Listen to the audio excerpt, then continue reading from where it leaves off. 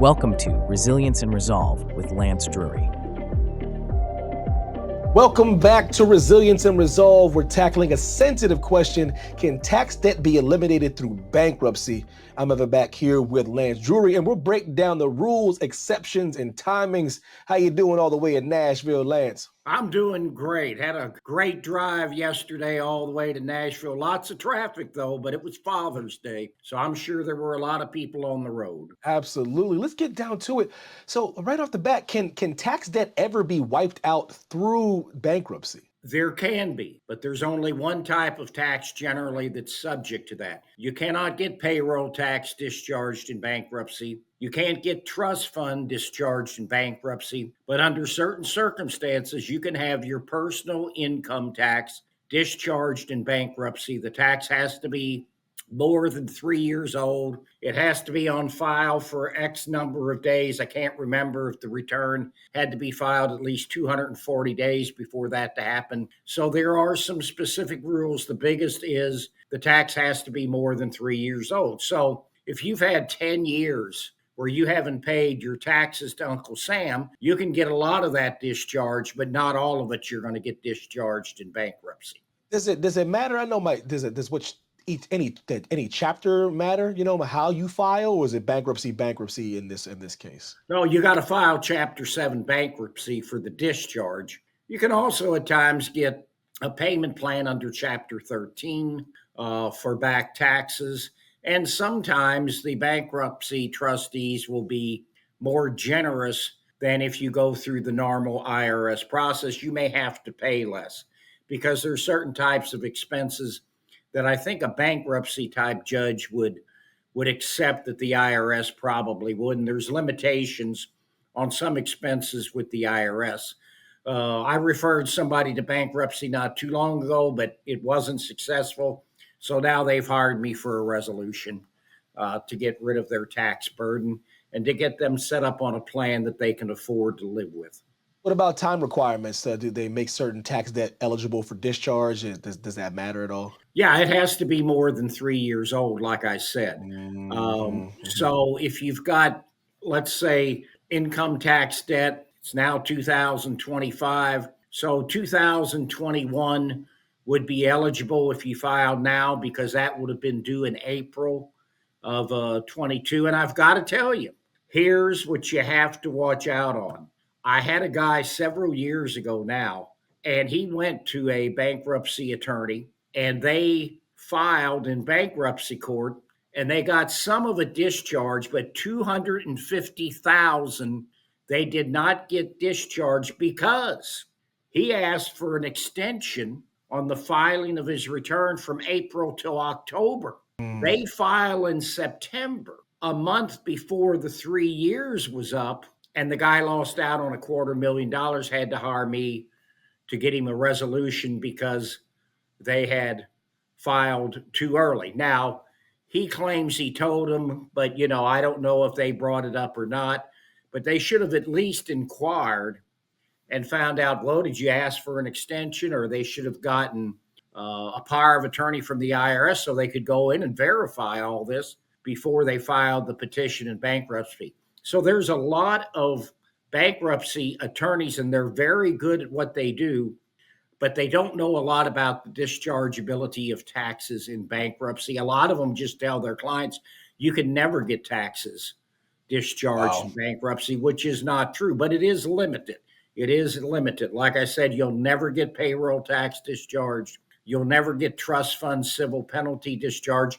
You can't get state sales tax discharged in bankruptcy, but you can get your personal income tax discharged under certain limited circumstances. What about does filing bankruptcy pause IRS collection or their efforts automatically, or is there a different process with that? Oh, no. When you're in bankruptcy, it stops the running of the clock on collections. So there's going to be a pause in running out the clock on collections if you file bankruptcy. That's one of the reasons why, everybody says, oh, it's 10 years from the date the tax was assessed. Well, it is, except there's so many things that can stop the running of the statute on collections that for each tax liability period, we have to go in and calculate when that last date is, because it's very seldom just 10 years.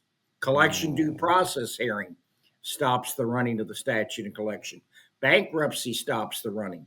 Certain types of appeals stop the running of the statute. Stops the running of the statute on collections.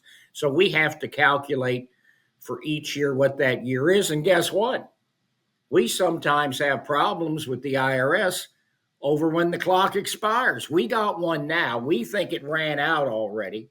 The IRS doesn't think it runs out until 2031. How they came up with that calculation, I don't know. But we're talking $200,000 in tax liability. So I've got one of my attorneys fighting on that now, but it could be another 6 months. Wow. Because the IRS is slower now than I've ever seen it. In fact, I was just talking to one of my attorneys here in Nashville earlier this morning.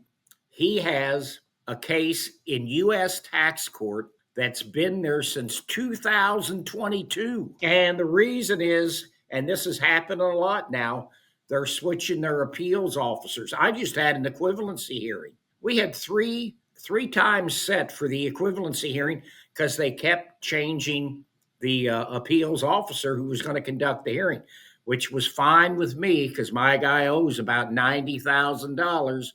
And guess what? The gig is up in September. The IRS will no longer be able to collect the tax. So there's no way in 3 months or less that the IRS is going to be able to collect much money on that guy. So why don't people just do this then? Do the bankruptcy thing. What's the downside? Why doesn't anybody just do this to kind of get out of their problems? Well, because it's only good for income tax. Mm-hmm. And like I said, sometimes you refer people there, but they, for whatever reason, it doesn't work out. But generally, if it's more than 3 years old, you can get the income tax discharged in bankruptcy, but you had to have the return on file for X amount of days.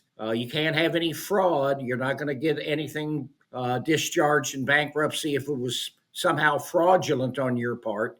But it's a recommendation. It's an avenue that people can utilize to get their taxes discharged in bankruptcy under certain conditions. So what risks do people face if they file bankruptcy without some input from a Lance Drury? Well, the problem is they're not going to know whether or not they're eligible for the discharge in bankruptcy. That's one of the things that we find out when we sit down and do our tax account analysis. We figure out, okay, are these taxes eligible to be discharged in bankruptcy? And we'll let the client know if necessary, and then they can decide. But you've got to do your homework before you can decide whether or not that bankruptcy is a viable alternative for your client.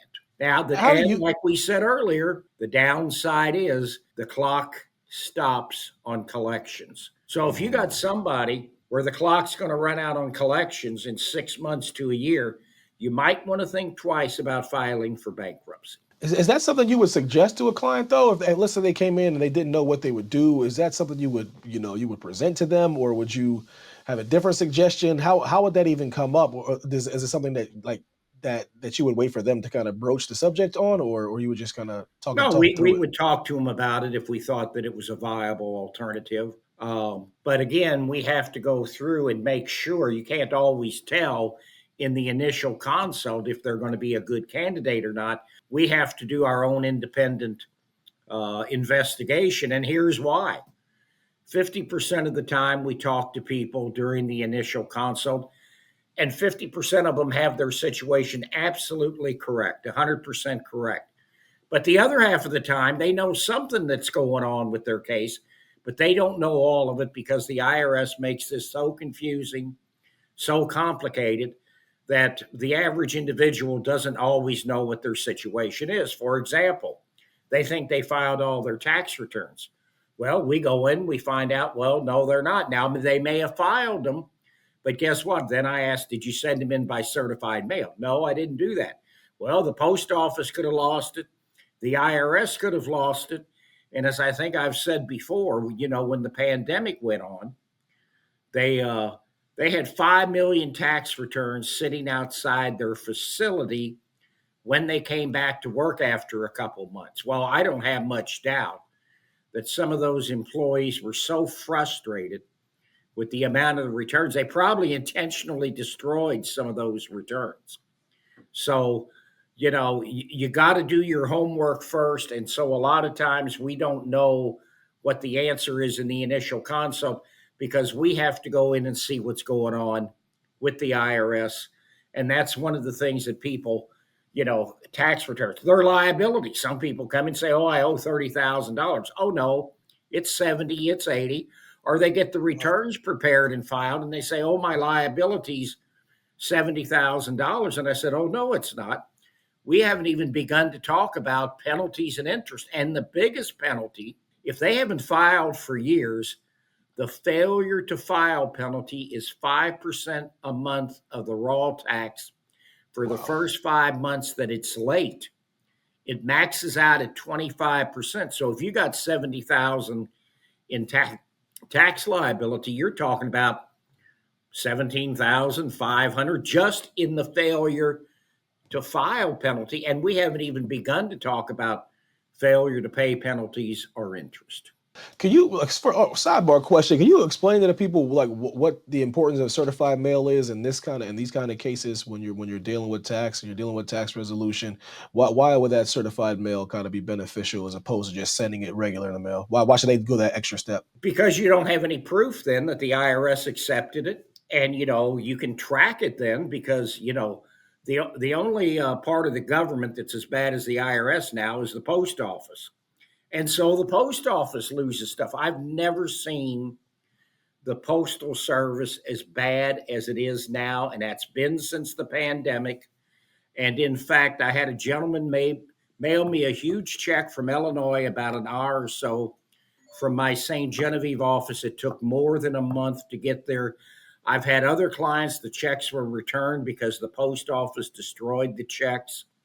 So you better send, and it's very expensive for us to send certified mail. But guess what? We do it for anything that's important because if we don't have the proof that the IRS accepted it, guess who's going to win that argument? It's not going to be the taxpayer. So when should someone consider bankruptcy as a part of their tax resolution strategy? I know we touched on a few things, but when should they do that? When would you advise them to do that? When there's a lot of tax liability that's several years old and they have not recently filed the returns. If they've recently filed the returns, it doesn't matter what tax period it was, because those tax returns have to be on file for a certain period of time. Under those circumstances, bankruptcy might be a good option, but they need to talk to a bankruptcy attorney about that. And we refer them to bankruptcy attorneys from time to time. Do you feel when do you feel that is when it maybe is more extra complicated, or just is it case by case? No, when it's old enough that they could get that discharged in bankruptcy. The one problem though is if they do a Chapter 13, they could end up paying that bankruptcy attorney more than they pay us to get set up on a payment plan, because those Chapter 13 payment plans take years and years. And so the bankruptcy is open all that time. So they got to be paying that lawyer during their time. So it may not be monetarily feasible to get set up on a payment plan in bankruptcy court.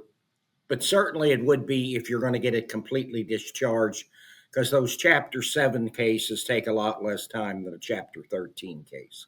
Lance Drury, sir, I appreciate your time as always.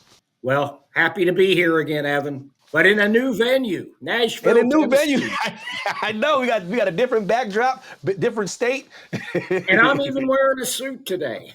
Oh man, I see you. I said you suited and booted, got the tie on. I was like, "What's going on, Lance? What's this special occasion? Where you going after this?" Well, I'm going to have people in the office today, so.